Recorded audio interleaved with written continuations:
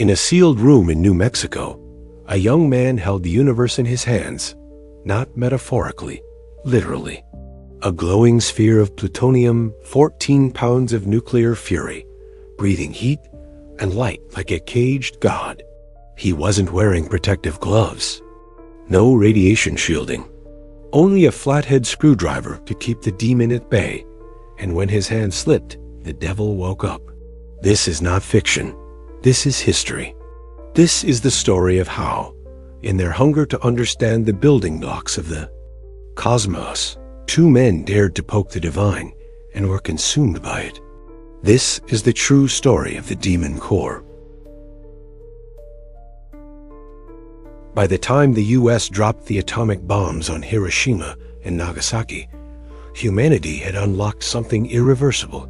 The atom, once just theory, was now a weapon, a god particle weaponized by man. The bombs used subcritical plutonium cores, unable to detonate without immense pressure. But the cores still radiated heat and something else, a sense of dread, a pulse. They were warm to the touch, buzzing, alive. After the war, one extra core remained, a 3.5-inch sphere of plutonium-239.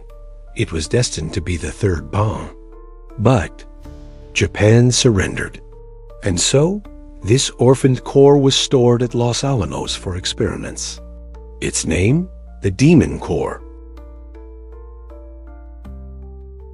Harry Daghlian was 24. He worked alone on the night of August 21, 1945, stacking neutron-reflecting tungsten carbide bricks around the core.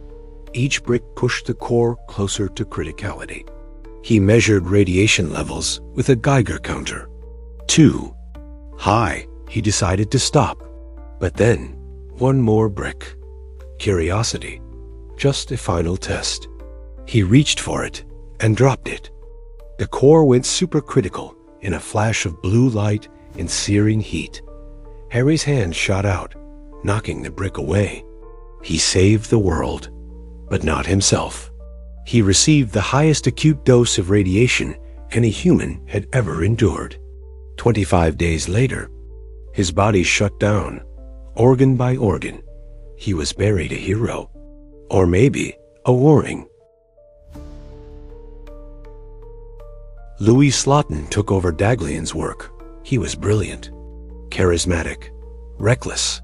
He performed criticality tests with no gloves, no shielding. Just a screwdriver between two beryllium shells encasing the demon core. He called it tickling the dragon's tail. On May 21, 1946, exactly 9 months after Daghlian's accident, Slotin demonstrated the experiment to colleagues. The screwdriver slipped. The hemispheres touched. The dragon roared. A flash of blue. Slotin pried the shell open instantly. He saved the others. He absorbed the full force of radiation alone. He knew instantly. He handed his colleagues chalk and told them to mark where they stood, so their doses could be calculated. He died 9 days later, in agony, in silence, in the same hospital as Daghlian. Enrico Fermi warned them, if you keep doing that experiment that way, one of you will die within a year. He was right. Richard Feynman called it madness. Scientists were tampering with forces they barely understood and refusing safety protocols. Why?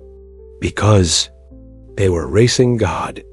There was glory in controlling the uncontrollable, in pressing their hands against the face of apocalypse and walking away unscathed. Until they didn't, 2 dead men, dozens traumatized, a core that refused to forgive. After Slotin's death, the demon core was never used in another criticality test. Its scheduled detonation was canceled. It was melted down. Its atoms scattered into bombs still in circulation. A quiet death for a noisy monster. The demon core didn't explode. It didn't incinerate cities. It whispered. It punished arrogance. It revealed how close we walk to oblivion when ego eclipses caution. Two brilliant minds. One chunk of plutonium. Infinite warnings. Today, we say, we're more careful that we've learned. But still, we build bombs. Still, we gamble with annihilation. The demon core may be gone, but the lesson remains. When man plays God, something always dies. This was Buried Files. For more stories, the world tried to forget, subscribe. Because some files were never meant to stay hidden.